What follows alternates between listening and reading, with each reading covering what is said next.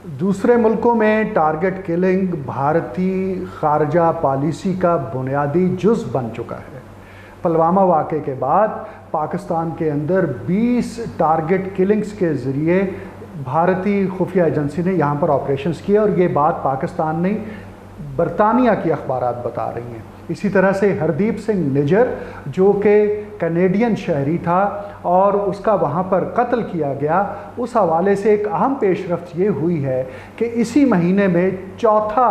एक ऐसा मुश्तबे शख्स गिरफ़्तार किया गया है जिस पर इल्ज़ाम है कि उसने उस पूरी प्लॉट जो कि बनाया गया था हरदीप सिंह निजर को कनाडा के अंदर वो जो खालिस्तान मूवमेंट का हिस्सा बना हुआ था और उसके लिए वो एक्टिविस्ट के तौर पर काम कर रहा था, उसका कत्ल किया गया। और अब तक कनाडा के अंदर 4 भारतीय शहरी जो हैं वो गिरफ़्तार हो चुके हैं। और इस हवाले से जो Canadian prime minister Justin Trudeau हैं, उन्होंने अलल ऐलान कहा था कि कनाडा के अंदर सिखों के कत्ल में भारतीय खुफिया एजेंसी रॉ के मुलव्वस होने के ठोस शवाहद मौजूद हैं। इसी तरह से समंत गोयल जो कि उनकी एजेंसी के टॉप एक ऑफिसर थे, उनके हवाले से अमेरिका के जो जस्टिस डिपार्टमेंट है उसने भी बताया कि चेक रिपब्लिक के में मुकीम एक शहरी जो कि भारतीय शहरी था, उसने भी अमेरिका के अंदर इस किस्म के जो प्लॉट्स बने थे कि किस तरह से सिखों को जो कि एक आज़ाद वतन के लिए अपनी तहरीक चलाए हुए हैं उनको कत्ल किया जाए।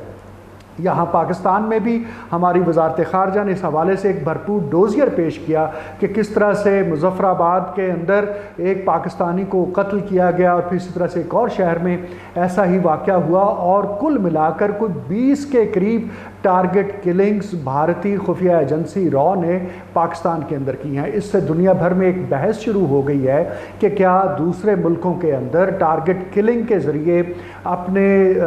मुल्क के जिनको वो दहशतगर्द या वो अपने मुल्क के ख़िलाफ़ जिनको डिक्लेयर कर देता है उनकी टारगेट किलिंग में भारत की जो मुलव्वस होना है, क्या वो उसकी खारजा पॉलिसी का हिस्सा है? तो बिलाशुबा जो अब तक के वाक़यात हो रहे हैं, जिस तरह से जस्टिन ट्रूडो ने जो कि वहाँ पर कनाडा के प्राइम मिनिस्टर हैं और फिर अमेरिकी जस्टिस डिपार्टमेंट, हालांकि मोदी ने वहाँ का दौरा किया था और इसके बावजूद कि अमेरिका भारत के साथ अच्छे तजारती ताल्लुकात चाहता है, लेकिन इसके बावजूद जो भारत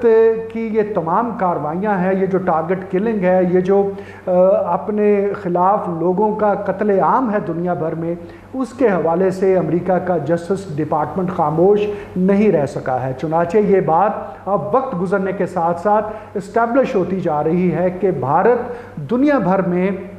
अपने मुखालफिन की टारगेट किलिंग में मुलव्वस है और अब जो 4 जो इंडियन सिटीजन्स भारत के अंदर गिरफ़्तार हो गए हैं, जिनके ख़िलाफ़ तफ्तीश हो रही है, वो बहुत जल्द उसके ताने बाने बिल आखिर भारत की खुफिया एजेंसी के साथ जा मिलेंगे। तो ये जो बात मुसलसल होती रही है, इदारा नज़रिया पाकिस्तान के प्लेटफॉर्म से हम बार बार बताते रहे हैं कि भारत जो है वो अपनी इस किस्म की जो कमीनी हरकतें हैं उससे बाज नहीं आता है। उसने अपने ख़ित्ते के इर्द गिर्द जितने ममालिक हैं उसके अंदर अपनी हेजमनी कायम की हुई है और अपनी वो रिट को इस्टेब्लिश किए हुए, खा वो बांग्लादेश हो, खा वो नेपाल हो, खा वो श्रीलंका हो, खा वो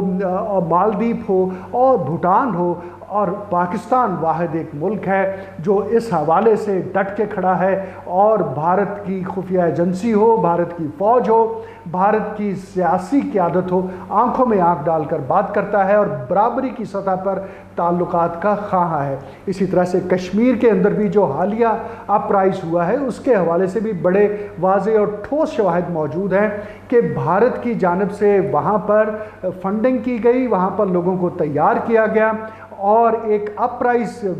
वहाँ पर